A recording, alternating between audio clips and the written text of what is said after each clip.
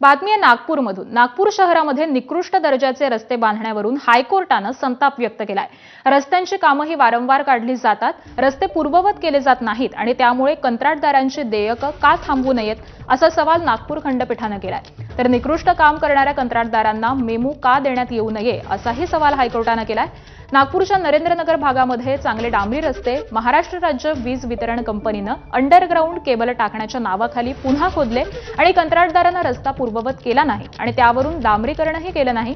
त्यानंतर स्थानिकांनी न्यायालयामध्ये याचिका दाखल केलेली होती। त्या सुनावणीवेळी हायकोर्टाने हा संताप व्यक्त केलाय। कंत्राटदारांची यादी हायकोर्टाने मागवली आहे, त्याबरोबरच कोणत्या कामावरती कोण सुपरवायझर असे सवाल देखील केलेत। ही सर्व माहिती 2 आठवड्यांमध्ये देण्याचे निर्देश हे खंडपीठाने दिलेले आहेत।